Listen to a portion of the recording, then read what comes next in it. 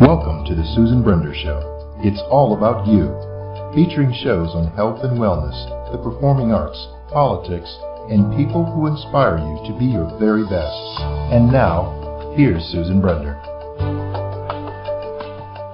I'm Susan Brender, and this is the Susan Brender Show. Today my guests are Dr. Richard John Cherney and Jaimie Love. Now, Richard is a clinical psychologist, an author, and he's published a memoir called The Little Engine That Did It Available on Amazon and Barnes & Noble. Now, Jaimie, they do so many things together, and they're going to talk all about their fan page. They're going to talk about their video podcast and various things that they do to make their life as interesting as possible. So right now, I want to welcome to my show Dr. Richard John Cherney and Jaimie Love. Welcome. Hello. So nice to be here. You know, Wonderful. Thank you so much for having us on your show. My pleasure, believe me, because let me tell you something. I must have driven you nuts over the few weeks that we've been in touch. It's been a challenge with all of this computer quote-unquote stuff. But let's not think about that. Let's go. Well, let's just say it's a short drive to Crazy Town for the both of us. So Yes, indeed. so it really doesn't matter. That's right. If you drive us crazy, it's a short drive. Well, that's good. So now I want to talk all about your video podcast, and you called it The Daily Blue. Now tell me and tell our audience. No, we didn't call it that. Oh, go ahead. Yeah. What did you call it? That's the marketing company that we work for, The Daily Blue. But the name of our show, the video podcast on The Daily Blue, is Journey into Awareness with Dr. Richard John Cherney and Jaimie Love. Now, and we also have a radio show on Blog Talk, Dr. Richard John Cherney and Jaimie Love, to Journey into Awareness. All right. So now, actually, it's just Journey into Awareness with Dr. Rich and Jaimie Love, just to make it easier on everybody else. Yes. And Piglet, my service dog, who is the cutest dog on the planet. You know, I being introduced by you, I realized that we really need to work on my bio, Richard, because it sounds like you are Mr. PhD, Mr. Author, but I'm just your lowly sidekick, and it couldn't be more untrue, right? That's true. I was just going to say that. That's the furthest thing from the truth, because she is my peanut butter to my jelly. Oh, that's a good analogy. She is my I have some letters. Lewis. Yeah, but I have some letters behind my name now too. So let's talk about that. And she is my Martin to my Lewis. Oh, that's wonderful. And she is also the prettiest CNA that I've ever met, certified nursing assistant. Now, and she really does a good sponge bath, too. Okay, well, I love hearing all these wonderful things that the two of you do together, and I think it's really wonderful that you and Jaimie have a very interesting kind of life. Now, let's take you through, or let's take our audience through the path that you've been following, because as you said, it's been a journey. So take us through the journey. Yeah, we're going into the past and look into the, it all began on September 17th of 2013. And Jaimie can fill you in on the first half, and then I'll just interject when she's finished. Okay. Yes. I really love working with people with disabilities. I've always said that's something that I've had a passion for. I even dated a few people with disabilities in my past over my illustrious life, and I met somebody through Richard's group of the Shriners. And bartending for the Shriners and their philanthropic events to raise money for Shriners Hospital. And I met one of his friends who told me that he knew someone who had a disability that was a doctor And he didn't tell me a doctor of what, but he did tell me he was a doctor. And I'm like, that sounds, promising. Always wanted to date a doctor. And, so I quit my 17-year job at UPS and part-time and decided to reinvent myself again after my divorce. And I found out about Richard, and I didn't get to meet him for a good 9 months after I heard about him. Now, let me stop you for a minute, Jaimie. So what did you hear about Richard? Because I didn't mention that Richard has cerebral palsy and he has this disability. Oh, yes. Mm-hmm. That's right. Well, he does. He has cerebral palsy, and that's what our mutual friend Cisco had said. He said that I don't know what his disability is, but he is disabled, and I'm pretty sure he's single. And I said, well, give him my phone number. I'd really like to talk to him, but I never got the phone call. Oh. Yes, and I had her phone number in my cell phone because I had met Cisco at a meeting, and he goes, I got a girl that I want you to meet. And she's a pretty blonde, and she looks like Marilyn Monroe, and she sings like her, too. And he took out his cell phone, he showed me her picture, and he goes, I'm going to give you her phone number. I said, okay. And he gave it to me. He goes, you guys will be great friends. He goes, give her a call. And I'd be sitting in my room, and I'd get to the last digit of the phone number, and I'd hang up. Oh. Because I would say, she's not going to really be interested in me. Look, and she's beautiful and everything, and what do I have to offer? So I never called her. Fast forward 9 months later. Yeah. And it takes exactly 9 months to have a baby, y'all, so. Yes, that's right. That's kind of a metaphor ourselves. We were giving birth, yes, absolutely. It was September 17th, 2013. We are rounding out our third year, aren't we? Kind of? Yeah, no, it's going to be our third year coming up, yeah. Yes. So I was finishing up my galley proofs from my book. My memoir, The Little Engine That Did It. As you mentioned before, and I was Skyping with my editor, Anita, who lives in Portland, Oregon. And I was really tired. And I knew I had to go to this weekend that we had. It was a 3-day weekend. And I decided, well, maybe I'm not going to go because I'm just beat. So I'm in my bedroom, and I'm lying on my bed, and I hear this voice in my head saying, you better go, because this weekend is going to change the rest of your life. So I packed my bags, and I called my friend Oscar. He put my scooter in the back of his truck, and off we went to the hotel, which was about 30 minutes east of where I live in Bethpage, Long Island. I see. He got the scooter out. He goes, okay, go in. I'll register us. So I rolled into the hospitality suite. I said hello to my brothers who were Masons and Shriners. And I got myself a drink. And then I see out of the corner of my right eye this blonde flash. And this blonde flash starts to move in my direction. Oh.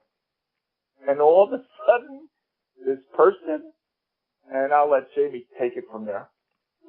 So what happened, Jaimie? Well, I knew he was coming because our friend told me. This is Long Island. This is his local spot, and I'm from San Diego, and I was invited to this, to do this gig. And so I was like, I knew he was going to be there, and I was just waiting for him to show up. When is he going to show up? And all these people would come in the room, and it wasn't him, and it wasn't him. And finally, this guy comes into the room in a scooter, and I go, that must be him. There's nobody else here with a scooter but him. Must be him, And then everybody's, Richie, hey, Richie, how's it going, Richie? Oh my God, it's Richie. Hey guys, it's Richie. And so he has a lot of friends, and they're all loud. And and so I go up, and so I stopped mid-conversation, whoever I was talking to, whatever I was talking about. I'm like, excuse me, I gotta go. And so I went over to his scooter, and I leaned over the front side, and I said, "Hey, Scooter, how you doing?" Oh. You know, kind of like Mae West, you know, like, "Hey, why don't you come up and see me sometime?" Kind of thing.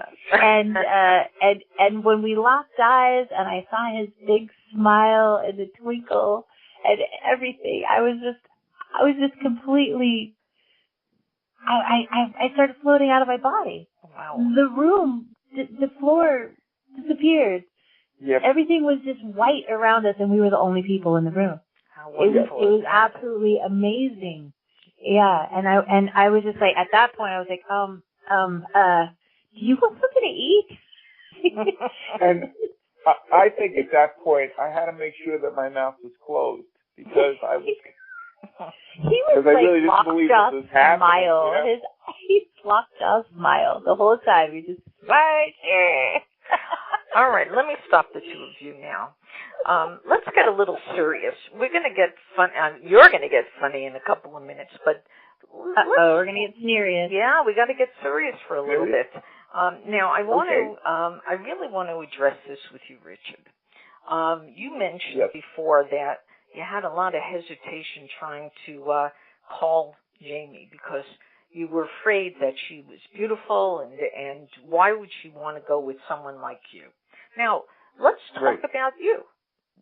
Tell us about you. Who are you? What does your disability define you? Does it make you feel uncomfortable? For all of those people who are disabled out there, I want you to explain how you feel about being disabled. Well, that's an evolutionary process for me. It's a great question, by the way. And I would say, through the course of my life, I've gone through stages in terms of my disability and how I deal with it. When I was younger, it was not an issue until I became an adolescent. And then it became more of an issue. When I was younger, I was idealistic. I was happy. I felt accepted by my peers. And then 13 years old came, and my hormones started to run. And that's a difficult time for all of us. Sure. You add another dimension of being disabled, and it even gets a little bit harder. All my friends started to, begin dating. And I was like, well, the girls liked me before, so I think I have a shot. And all of a sudden, the girls that were friendly to me as friends didn't want to see me in that way as a dating partner.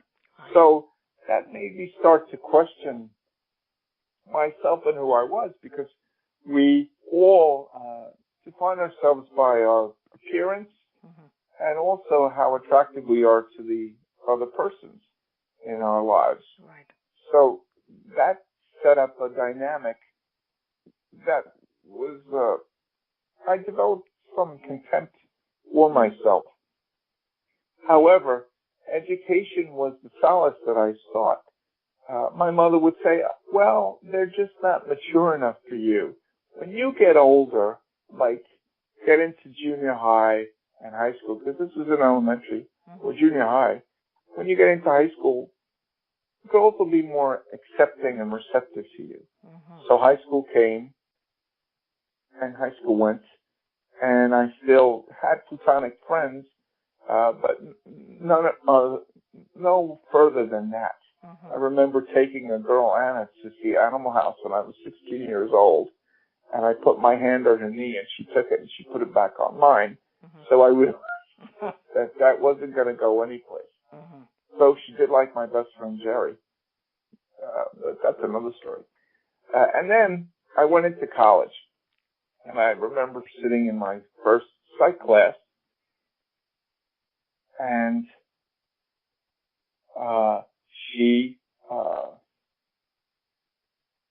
I remember sitting in my first psych class, and I realized at that point that this is what I wanted to do for a living, and I could take my pain and use it to assist other people. So that gave me a purpose in terms of where to put my experience being a disabled man. But I was still looking for the woman in my life. Yeah. I believe that we have lost Jaimie, Susan. Oh. So can you call her back? Okay. Let's just continue the discussion, Richard, and then I'll call Jaimie back, okay? Okay, yes. So, okay, let's go ahead. Now, so what I hear is that your disability really didn't bother you until you were much older, until you were sort of in your 20s or something of that nature. Yes. Now, for those of us in our audience who don't understand the brain and what happens when somebody has something wrong with them, we don't understand. Make us understand the feelings, the attitude that the people in the world give to people like you. What kind do they nurture you? Do they try to appease you in ways? And do you see a certain kind of prejudice towards somebody like you? Well, there's an interesting phenomenon that I go through. When I'm by myself, I walk with a cane or crutches, and sometimes I use a wheelchair to get around and a scooter. And people stare. And they stare because I'm different. Like everybody that has a disability, I look at people with disabilities as people that are hidden in plain sight. We're there, but you don't really see us. We're kind of invisible. So getting back to my explanation, people are staring at me, and I know that they're staring at me because they are curious about what's happening with my walk, etc. And sometimes people approach me and ask me questions, but more often they don't. Right. It's... and if they would, I could build a bridge of understanding because I look at myself as a pontiff. And the literal translation of a pontiff is a bridge builder. So I can build a bridge from the disabled community to the non-disabled community. And through that bridge of understanding, people learn about themselves and also other people. And it's really important that people with disabilities understand that they represent the larger group, because people that are in the disabled community are the biggest minority majority that exists. Right. Now, that phenomenon is very different when I'm with Jaimie, and she could speak to this, because when the two of us are out in public, those same people that stare at me will give me high fives. Oh. And they'll come up to us when we're in, when she's either pushing me in the wheelchair or we're walking together. And they'll say, "You're so cute, let me take your picture," and this and that. So it's very interesting how Jaimie being in my life and me being her partner and she being mine, it gives me a sense of validity and instant feedback.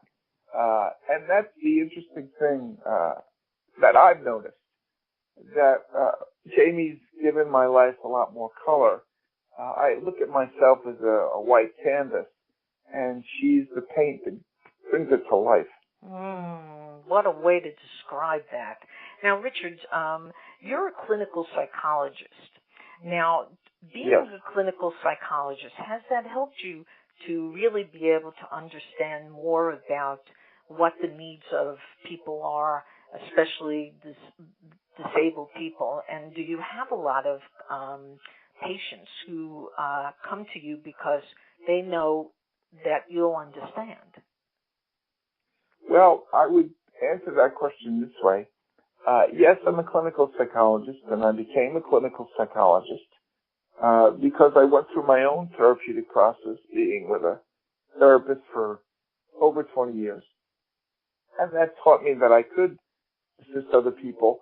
I do not have a private practice at this point because when I got my license in 2010, it wasn't really very easy to establish a practice.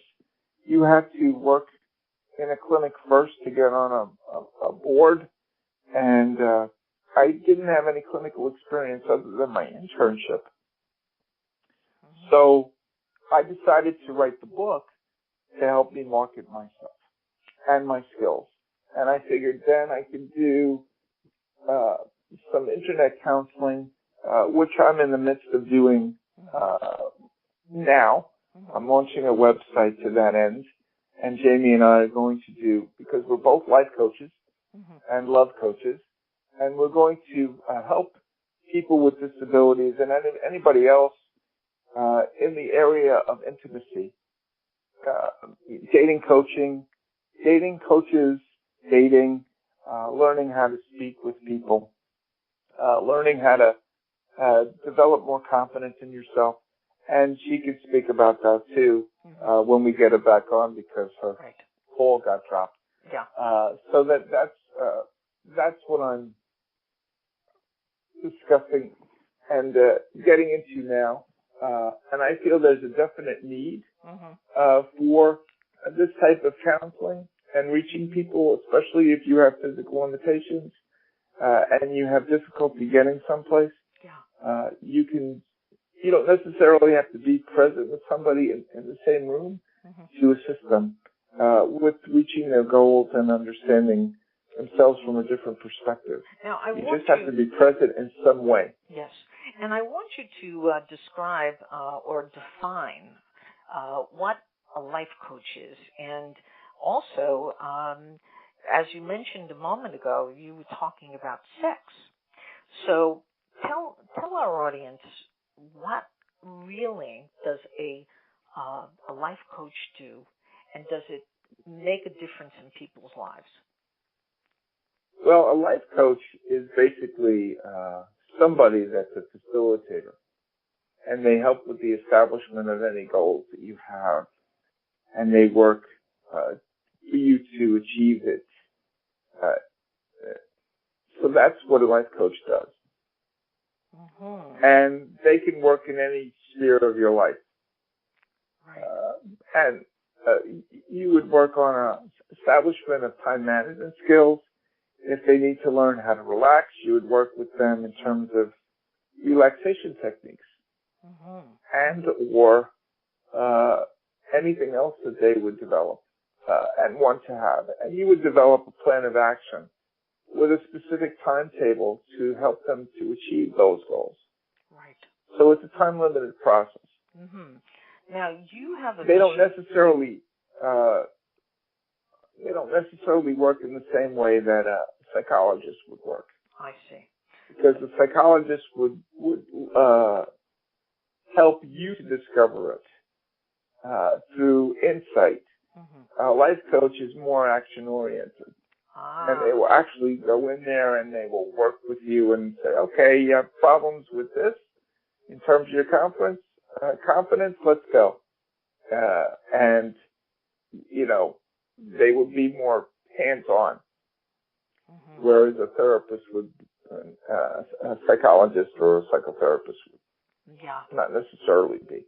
Now, you say that that your mission is to help the world see that you are fundamentally all the same and to celebrate the differences through the power of love. That's really Yes, that's Jaimie and my mission statement, and that really is out of her creativity, because when she developed this Facebook fan page, Journey into Awareness, with Dr. Richard Cherney, Jaimie Love, and Piglet, she coined the phrase. And, you know, this is her brainchild. and her creativity. And, you know, through the power of love, we can expand and we can change one person at a time. Right. In that regard. Yes. Now, and, you know, the two of us are just trying to bring back the free love movement of the 60s, which expanded our consciousness. Yeah, but Richard, just a second. You said the power of the 60s, or the way it was in the 60s. Now, do you consider the 60s a very good time for young people? Because just remember, the 60s were a time, or the beginning of the Vietnam War. It was also a time where there was free love, and you could see that it was the beginning also of drugs. So yes, go ahead. Tell us. I would say in one aspect, because I really wasn't, you know, old enough to appreciate that. But in one aspect, it gave the young people a voice. However, there were downsides to that movement also. But what I took out of it, based on what I learned later on, was the power of love can really change things. And, you know, if we want to change things, all we have to do is lend our voices to change. And I think that's the most important thing that I took away from the 60s movement. And a lot of other things happened out of the 1960s too. In 1971, the first Center for Independent Living was established for people with disabilities. Oh. And that came out of the 60s movement, the peace movement. And then in 1973, the Civil Rights for the Disabled was passed by President Nixon, which made it mandatory for people with disabilities to have accessibility on buildings and campuses that were owned by the state and federal government, like universities and office buildings. And it's evolved into the Americans with Disabilities Act that we have today that was just recently reauthorized, I believe, last year. Right. So all of those other movements came out of the peace movement of the 1960s. Right.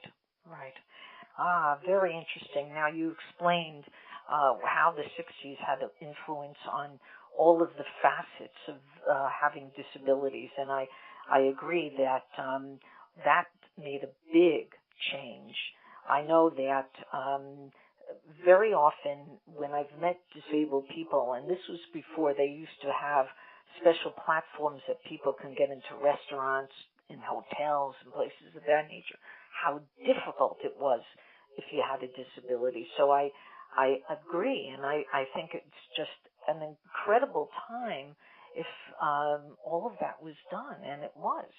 So now for our audience, give me a second, and we're going to bring Jaimie Love back on the show.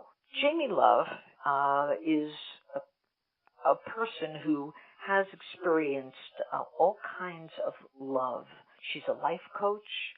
She has a mission statement, which is similar to what I read about Dr. John Jaimie, and she says, to help the world see that we are fundamentally all the same and to celebrate the differences through the power of love. Now, I asked Richard what he meant by that, and he explained it. Now, why don't you explain what you meant by that? Oh, okay. Well, I wrote it, so I should know what it means. Let me think. I've had so many experiences in my life. Let's start when I was a kid. My mother was amazing. She had so many traumas in her lifetime, and she really didn't want me to have to experience any of the horrific nightmare that she experienced. So she was very protective of me growing up. So that was one of the things that I experienced, one of my experiences of love But it was a little on the twisted side, because as much as she loved me, she protected me. And as much as she protected me, she stifled me. And as much as she stifled me, she made me not believe in myself and make me think that I wasn't good enough to think for myself or be on my own. Or it's funny, it was quite a paradox when I was growing up, because there was a lot of abuse but a lot of love at the same time. We would make jokes, we laughed a lot, she tickled me, she hugged me, she rocked me in her arms, but then there was a lot of snappy tempers, and I cringed a lot when she walked by. So I mean, I had a very balanced example of how to be a parent and how not to be a parent. So I took away from that. That was my first experience of love, or the lack thereof. Now, hold on. I just want to ask you, is this phenomena that you're talking about, it's like love versus no love, or love versus hate, or love versus envy, all of those different things. Now, do you think this happens and occurs in other people's lives, and were you more sensitive, maybe because you were a teacher, rather a teenager? When teenagers are growing up, they rebel. So is it possible that you expected something more from your mother? Oh, don't we all, really? I mean, I think that's our job when we get into adolescence, is to push our way out of the nest, So, yes, rebellion is absolutely natural and expected at that age. And I was left to my own devices pretty early on, like around 14. So I had to really make up my own mind and make my own choices and make my own path. It was pretty lonely for me. I don't know if I'm answering your question. I think you are. I think that you're explaining to people how you felt. And listen, this is how you felt. It may have been a little bit more, you might have been a little more sensitive, but hey, you're explaining how you felt, so, Yeah, for sure. I do feel that I have been more sensitive, and I do feel that we are evolving exponentially through each generation. I do see it. I can see it from my mother, my grandmother, to my mother, to myself, to my daughter. I have 4 generations of women to observe in my own lifetime, and I can tell you without a doubt in my mind that there has been an evolution that has taken place right here in my lifetime. So I know that I have a hope. I have ideals for this world in the future. I really think that we're going to be okay. Yeah. Because, yes, I was more sensitive than my mother, and my mother was more sensitive than her mother, and my daughter is, wow, off the charts. She can read somebody in the first 5 minutes that she meets them. Wow. She'll read him, and she'll say, one of my friends, for instance, she read him in 5 minutes. I said, so what do you think about that guy? She goes, he's a criminal. Oh. And I was like, well, what do you mean he's a criminal? She goes, he used to do drug deals. He's a criminal of some sort. He used to do something really shady. He's very undercloak, He's got a darkness over him. And I said, oh, really? And so I asked my friend, I said, did you ever used to be a criminal? Did you ever used to do bad things? Because I knew he worked at UPS with me. So, he said, yeah, I used to run drugs over the border. Wow. So she was... Yes, to be a really good example of how sensitive she is. And for me, I don't read people like that, but I do feel people. I'm an empath. Like, I can feel them. I can feel what people are feeling. Both Jaimie and I are, we relate and communicate on that level. Yeah. So empathic. So what you're... that's an interesting word. So, Richard, when Jaimie is thinking about something or she's feeling something, you can read her mind? Well, I can feel her. Yeah. And I think, we have a bicultural relationship. And I really feel that that's what works. Why it works? Because we're both empathic. I can sense when she's going to call me. And sometimes when my stomach has butterflies in it, I know that she might be upset. Mm-hmm. And usually when I talk to her, she usually is. Wow. Yes. How he is 99% accurate. I don't remember when he was wrong, actually. Right. But I know he was wrong at least once. But yeah, I wanted to talk about empathy as opposed to psychic ability. Yeah, go ahead. Yeah, that's a great idea. That's a good point. Just for our audience, now empathic people are all about feelings, and the feelings that are not tactile, the feelings that you feel that emanate from within to outside. Because we're all vibrating energies. We under the influence of a delusion that we're solid. Right. So we're really emanating these energies out into the universe. And some of us are more sensitive to pick it up than others, and that's okay. I like to look at people like we're all superheroes and we all have our own super abilities. We just, need to tap into them. And empathy has been one of my super abilities. Since I was a kid, I've always been able to feel what other people were feeling. I just didn't understand that that's what was going on. The fear that I felt oftentimes around my mother was her fear. It wasn't my fear. I wasn't afraid of her. I just transmuted her fear into my being, and that's what was really going on. And it took me so long to figure all this out, and it may happen for a lot of people. And I want to encourage people that are empathic, that don't know it. You're going to feel overwhelmed in large crowds of people. You're going to feel so many. You're going to maybe even a little dizzy sometimes. You're going to want to go sit down a lot. For people that are empathic, it's really good to spend time with nature because you can get a lot from nature. So, I think I covered that as much as I can stand. And Richard, do you agree with Jaimie that nature makes a big difference in people's lives? And nature is a place where people ought to spend time rather than offices or on their computers. Yes. I mean, for when I met Jaimie, it was like meeting a kindred spirit, and she taught me that I was more empathic than I realized because I really wasn't tuned into that necessarily. Using that skill, and yes, I agree because my favorite place for me is going to the beach. And Jaimie and I had an experience when we went to Puerto Rico last year.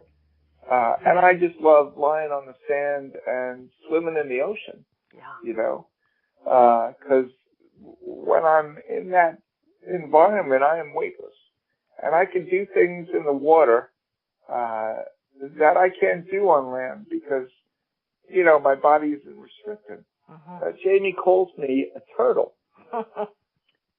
Because I swim like a turtle, but I kind of move as fast as a fish when I'm in the water. That's beautiful.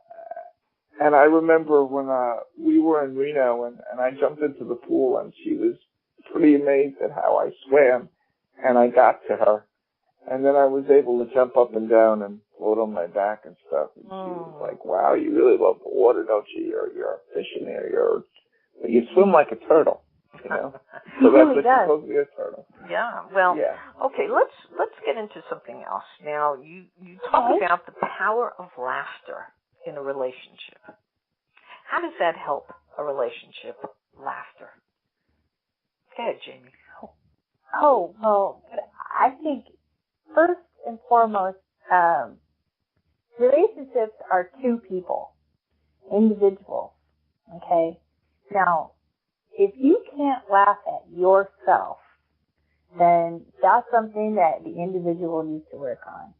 Because there's going to be times when your partner finds something funny that you do, and you're going to have to be able to laugh at it too, and not take it personally and feel like they're laughing at you. Mm-hmm. And that's the thing that Richard and I have the grace to experience, is that I laugh at the things Richard does a lot. I mean, the things he says, the things he does. He's a little on the naive side, which I feel is so attractive and so cute.